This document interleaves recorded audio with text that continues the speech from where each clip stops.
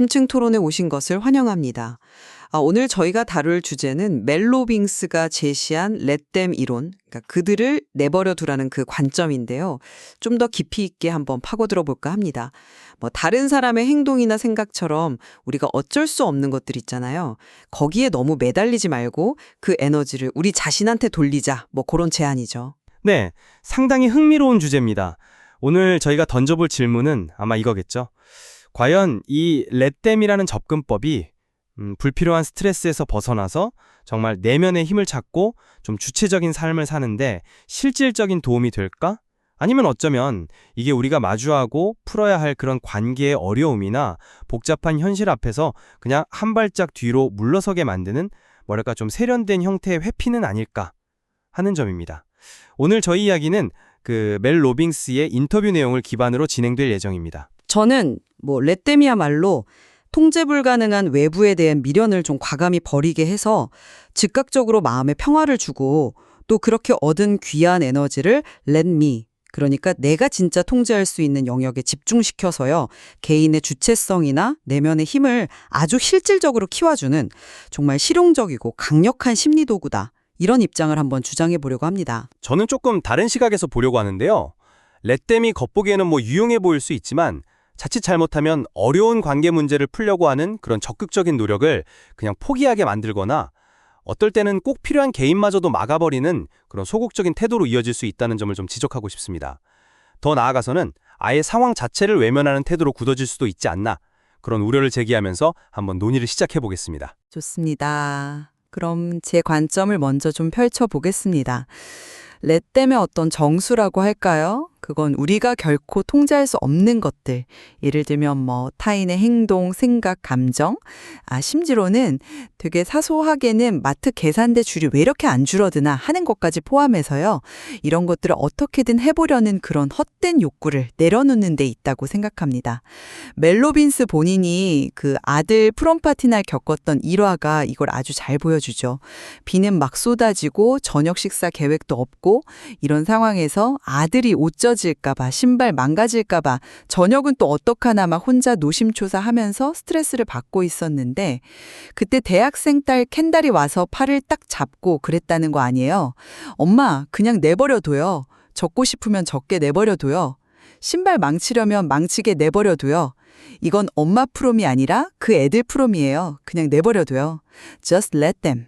이 let them이란 말이 이렇게 반복해서 들리는 순간에 로빈스는 자기가 왜 아들 저녁 식사까지 걱정하고 있었나?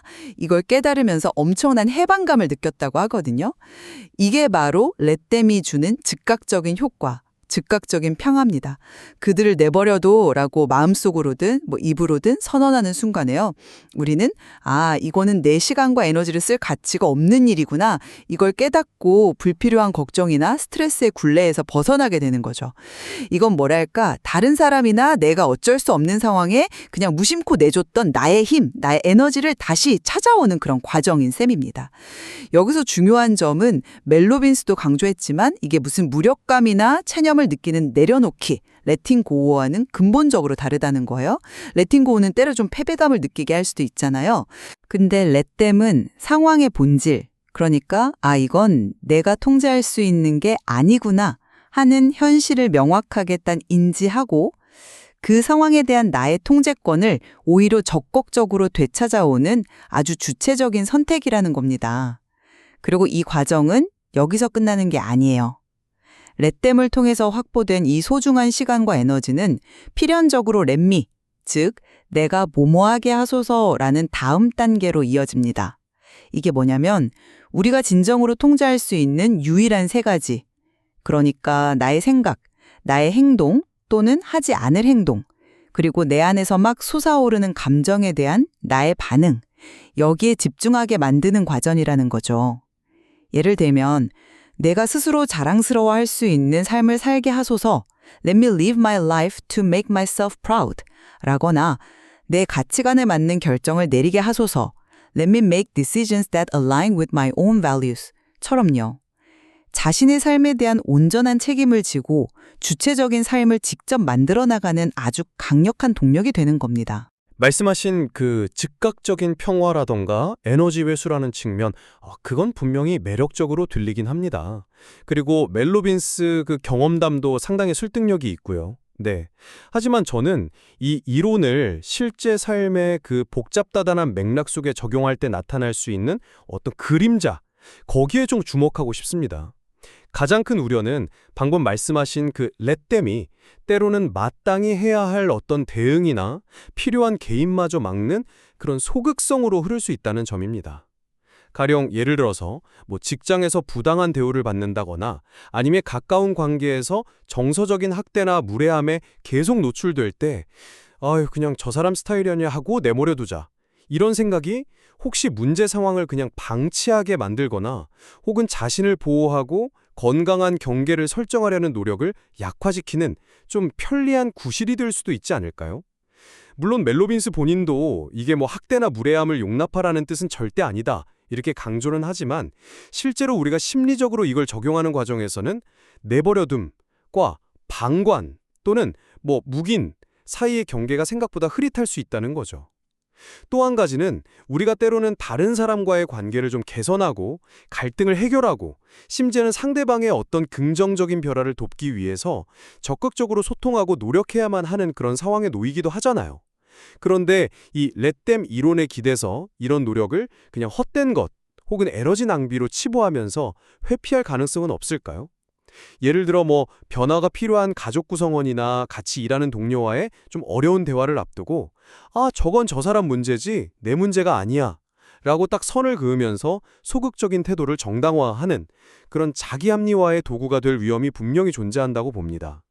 이건 결국 문제에 직면하는 걸 피하는 성향으로 이어질 수도 있고요. 마지막으로 그 렛댐이 주는 어떤 일시적인 해방감, 어쩌면 약간의 심리적 우월감 같은 거에 그냥 안주하게 될 위험도 간과할 수는 없을 것 같아요. 그 결과 이론의 핵심이라고 할 수 있는 let me, 즉 확보된 에너지로 자신의 책임과 주체적인 행동을 실천하는 그 단계로 나아가지 못하고 오히려 수동적인 태도가 고책될 수도 있다는 겁니다. 다른 사람을 통제하려는 시도를 멈추는 걸 넘어서 내 삶을 적극적으로 통제하고 만들어가는 그런 능동적인 단계로의 전환이 생각보다 어려울 수 있다는 거죠. 그 Let them be who they are라는 말이 타인을 있는 그대로 수용하고 건강한 경계를 설정하는 데 도움이 되기보다는 오히려 관계를 좀 피상적으로 만들거나 깊은 감정적 교류를 차단하고 심한 경우에는 관계 단절로 이어질 수 있는 그런 잠재적인 위험성도 안고 있다는 점을 좀 지적하고 싶습니다. 흥미로운 반론이십니다만 저는 그 지점들을 조금 다른 시각으로 해석하고 싶네요. 첫 번째 쟁점, let them이 적극적인 힘찾기냐 아니면 소극적인 현실 도피냐 이 부분부터 한번 이야기해 보죠. 저는 이게 매우 능동적이고 적극적인 힘찾기 과정이라고 확신합니다. 왜냐하면요, 우리가 통제할 수 없는 외부 요인들, 타인의 행동, 나에 대한 평가, 그들의 감정 상태 등등 여기에 쏟아부었던 그 엄청난 양의 정신적, 감정적 에너지를 의식적으로 딱 회수해서 우리가 진정으로 변화시킬 수 있는 유일한 대상, 바로 나 자신에게 그 에너지를 집중할 수 있게 만들기 때문입니다. 멜 로빈스가 과거에 다른 사람들 걱정하느라 얼마나 많은 에너지를 불필요하게 낭비했는지 깨닫고 Let me로 방향을 전환했던 그 개인적인 경험이 이걸 뒷받침하죠. 특히 그 질투심을 느꼈을 때 대처하는 방식은 이 이론의 적극적인 측면을 아주 명확하게 보여줍니다. 다른 사람의 성공을 보면서 시기심이 들 때 그 감정을 그냥 억누르거나 외면하는 게 아니라 Let them be successful, 그들이 성공하게 내버려도 그들의 성공은 나에게도 그게 가능하다는 증거일 뿐이야. 이제 let me get to work. 내가 내 일에 집중하게 해줘. 이렇게 생각의 방향을 딱 트는 것. 이건 감정을 인정하되 거기에 빠지지 않고 자신의 목표를 향한 동력으로 전환하는 매우 적극적인 심리 기술이라고 생각해요. 또한 타인의 문제에 너무 과도하게 개입하는 것이 오히려 그들의 자립이나 성장을 저해할 수 있다는 점도 고려해야 합니다. 멜 로빈스가 언급했던 그 성인 자녀에 대한 과도한 재정 지원이나 문제 해결 대행 같은 거요. 이게 좋은 예시가 될 수 있어요. 자녀를 계속해서 구해주거나 변명해주는 건 사실상 나는 네가 혼자 힘으로는 이것을 해낼 능력이 없다고 믿는다는 메시지를 전달하는 것과 같거든요. 이런 경우에 let them, 즉 그들이 스스로 결정하고 그 결과에 따른 자연스러운 결과를 경험하도록 내버려 두는 것이 역설적으로 그들의 책임감과 문제 해결 능력을 키워주는 훨씬 더 적극적이고 건강한 지지 방식일 수 있다는 겁니다. 이건 방임이 아니라 그들의 잠재력을 믿고 스스로 설 기회를 주는 것이죠. 그 관점, 특히 성인 자녀이시는 일리가 있습니다. 네.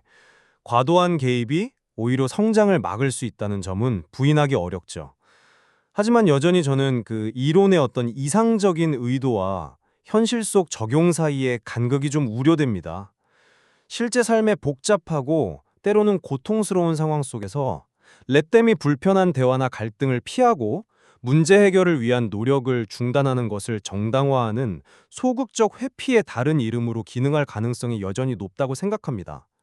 예를 들어서 지속적인 비판이나 무시에 대해서 저 사람은 원래 저러니까 내버려 두자고 넘기는 게 과연 건강한 대처일까요? 멜 로빈스가 레팅고와의 차이를 아무리 강조한다고 해도 심리적으로는 그 경계가 좀 희미하게 느껴질 수밖에 없어요. 그리고 무례함을 용납하지 말라는 원칙과 그들을 내버려 두라는 원칙 사이에는 분명히 실천적인 긴장감이 존재합니다. 모든 인간관계의 문제나 어려움이 단순히 내버려 둠으로써 저절로 해결되지는 않거든요. 때로는 관계를 회복하거나 문제를 바로잡기 위해서 불편함을 감수하고 적극적으로 개입하고 소통하려는 노력이 반드시 필요합니다. 렛댐이 이러한 필수적인 노력을 위축시키거나 불필요한 에너지 소모로 치부하게 만들 수 있다는 점을 간과해서는 안 된다고 생각합니다. 이게 회피가 아니라고 어떻게 확신할 수 있을까요? 그 지점, 그러니까 회피가 될 수 있다는 우려에 대해 좀 더 이야기해보죠. 이게 두 번째 쟁점인 건강한 경계 설정과 감정적 단절의 문제와도 연결되는 것 같은데요. 저는 렛댐이 오히려 건강하고 명확한 경계 설정의 핵심 도구가 될 수 있다고 봅니다. 핵심은 이거예요. 타인의 행동이나 상태를 왜곡하거나 바꾸려고 하지 않고 있는 그대로 딱 인지하는 것, 렛댐 비후대야. 여기서 시작하는 겁니다. 그리고 그 다음 단계는 그들의 행동에 대해서 내가 어떻게 반응하고 행동할지를 주체적으로 결정하는 것, Let me decide입니다. 이것이야말로 건강한 경계의 본질 아닐까요? 예를 들어 멜 로빈스가 큰 몸을 가진 8살짜리 어른이라고 비유했던 감정적으로 미성숙한 동료나 가족 구성원이 있다고 가정해봅시다. 그들의 감정 기복이나 비난에 일일이 반영하면서 같이 휘둘리는 대신에 저 사람은 지금 8살처럼 행동하고 있구나 라고 객관적으로 인지하고 Let them be immature, 그들의 드라마에 내가 말려들지 않기로 결정하는 것, Let me protect my peace. 이게 바로 건강한 경계 설정이라는 거죠. 이것은 타인을 바꾸려는 헛된 노력을 포기하고 대신 나의 평화와 안녕을 지키는 것을 우선시하는 매우 성숙하고 주체적인 태도입니다. 감정적으로 단절되거나 냉담해지는 것과는 근본적으로 다르다고 생각해요. 오히려 불필요한 감정 소모를 막고 좀 맑은 정신으로 상황을 판단하고 대응할 수 있게 해주는 명확한 인지 과정이죠. 그 설명은 자기 보호의 측면에서는 상당히 설득력이 있네요. 네. 타인의 미성숙함에 휘둘리지 않고 자신의 평정을 지키는 기술이라는 점은 분명 유용하겠죠. 하지만 저는 그 이면을 봅니다. 이러한 렛댐의 태도를 지속적이고 일관되게 유지하는 것이 장기적으로 봤을 때 타인의 입장에 대한 공감 능력을 저하시키거나 깊이 있는 관계 형성을 어렵게 만들 수 있다는 우려가 있습니다. 모든 갈등이나 불편한 상황에서 저건 저 사람 문제야 라고 딱 선을 긋고 습관적으로 감정적인 거리를 두는 것이 반복되면 어떻게 될까요? 결국 타인과의 진정한 정서적 연결을 어렵게 만들고 심리적인 고립으로 이어질 수 있습니다. 멜 로빈스 스스로도 이 이론이 소통을 끊으라는 면허가 아니라고 강조는 하지만 현실에서는 굉장히 자기중심적이고 개인주의적인 방식으로 해석돼서 실천될 가능성이 농후하다는 거죠. 특히 부모-자식 관계라던가 부부관계 혹은 아주 가까운 친구관계처럼 깊은 친밀함과 상호 의존성이 요구되는 관계에서는 어떻습니까? 이런 관계에서는 상호 이해, 때로는 힘겨운 타협, 그리고 갈등 해결을 위한 공동의 노력이 필수적이거든요.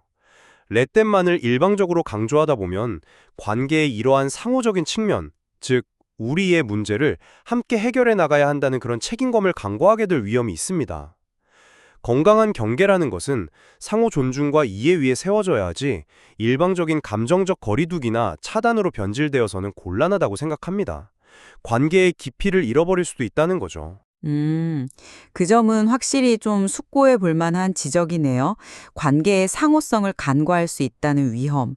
그렇다면 마지막 쟁점으로 넘어가서 이 렛댐 이론이 가장 효과적으로 적용될 수 있는 범위는 어디고 또 명백한 한계는 무엇일지 한번 이야기 나눠보겠습니다.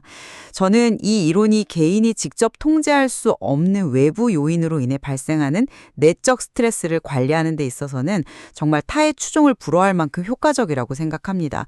특히 타인의 시선에 대한 두려움, 예를 들면 SNS에 게시물 올릴 때 사람들이 어떻게 생각할까 하는 그런 걱정이나 타인의 비판 혹은 다른 사람의 성공에 대한 질투심 같은 그런 내적 갈등을 다스리고 마음의 평정심을 찾는 데 아주 강력한 도구가 될 수 있습니다. 멜 로빈스가 질투심을 단순히 부정적인 감정으로 치부하는 대신에 그것은 당신 안에 갇혀있는 욕망과 꿈의 신호다. 그리고 타인의 성공은 당신에게도 그것이 가능하다는 증거다라고 긍정적으로 재해석하는 부분은 이 이론의 실용적 가치를 극명하게 보여줍니다. Let them think on negative thoughts. 그들이 부정적인 생각을 하게 내버려둬 라고 스스로에게 말하고 대신 Let me live my life in a way that makes me proud. 내가 나 자신을 자랑스럽게 여기는 방식으로 내 삶을 살게 해줘야 집중하는 것은 외부의 평가로부터 자신을 해방시키는 매우 구체적인 방법이죠. 또한 정치 뉴스나 사회 문제처럼 개인이 직접적인 통제력을 갖기 어려운 그런 거시적인 이슈에 대해서 과도하게 감정을 소모하는 것을 줄이는 데도 분명 도움이 될 수 있습니다. 즉, 개인의 내면 평화와 에너지 관리, 이 영역에 있어서는 매우 유용한 렌즈임에 분명하다는 거죠. 네, 바로 그 지점입니다. 개인의 심리적 평안과 에너지 관리 도구로서의 가치는 저 역시 충분히 인정합니다. 하지만 동시에 그것이 이 이론의 명백한 한계를 규정 짓는다고 생각합니다. 이 이론을 모든 종류의 대인관계 문제나 사회적 이슈에 일률적으로 마치 무슨 만병통치약처럼 적용하는 데는 상당한 무리가 따른다는 거죠. 예를 들어서 직장 내에서 명백한 성차별이나 부당한 권력 남용을 경험하고 있을 때 단순히 렛댐이라고 말하며 그 상황을 내버려두는 것이 과연 적절한 대응일까요? 이것은 문제 해결을 위한 개인적, 더 나아가서는 집단적, 사회적 책임을 외면하는 결과를 알 수 있습니다. 또한 앞서 언급했듯이 관계 내에서의 어떤 상호 책임감이나 공동의 문제 해결을 위한 노력의 필요성을 간과하게 만들 위험이 있습니다. 이 이론은 본질적으로 나의 평화와 에너지 보존에 초점을 맞추지만 우리의 삶은 때로는 나를 넘어서 우리의 문제를 함께 해결하고 더 나은 관계, 더 나은 공동체를 만들어가려는 노력을 요구합니다. 따라서 이 이론의 효과적인 적용 범위는 주로 개인의 내적 경환 관리, 그리고 통제 불가능한 외부 자극에 대한 반응 조절, 여기에 좀 한정되어야 한다고 생각합니다. 관계적 책임이나 사회적 참여, 구조적인 문제 해결이 요구되는 영역에서는 렛댐을 적용하기 전에 훨씬 더 신중한 판단과 접근이 필요하다는 겁니다. 단순히 내 마음 편하자고 문제를 외면하는 결과로 이어지지 않도록 경계해야 한다는 것이죠. 네, 오늘 나눈 이야기들을 좀 종합해보면 멜 로빈스의 렛댐 이론은 우리가 통제할 수 없는 것들, 타인의 행동, 생각, 감정, 외부 상황, 에 대한 헛된 통제 욕구나 환상에서 벗어나도록 돕는 아주 강력한 인식전환 도구라고 생각합니다. 이를 통해서 우리는 진정으로 통제 가능한 영역, 즉 자신의 생각과 행동, 감정 반응, let me, 여기에 집중할 수 있게 되고 그 결과 삶에서 불필요한 고통과 에너지 소모를 줄이고 내면의 평화와 주체성을 되찾을 수 있다는 거죠.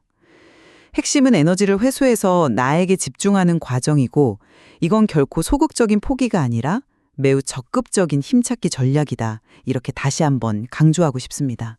렛댐이 주는 그 즉각적인 해방감과 심리적 이점은 분명 매력적이며 특정 상황에서는 매우 유용할 수 있다는 점에 동의합니다.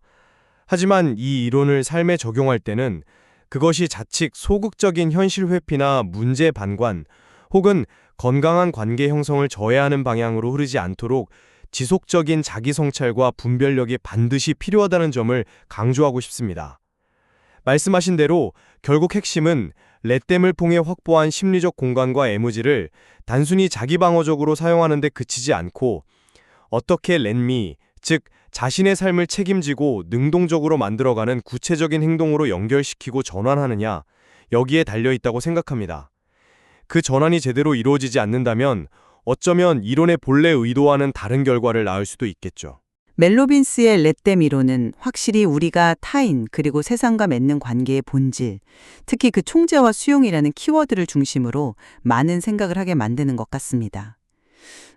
타인의 행동에 대한 우리의 어떤 자동적인 반응과 그로 인한 에너지 소모의 패턴을 다시 한번 돌아보게 하는 그런 계기를 제공하죠. 그렇습니다. 이 이론이 각자의 삶에서 어떤 의미를 가지며 또 어떤 방식으로 어느 범위까지 적용될 수 있을지는 결국 개인의 깊은 성찰과 또 지혜로운 선택에 달려 있을 것입니다. 오늘 저희가 나눈 다양한 관점들이 제공된 자료를 통해 이 주제를 더 깊이 탐구하고자 하는 분들께 조금이나마 유용한 길잡이가 되기를 바랍니다. 탐구할 가치는 충분하다고 생각합니다.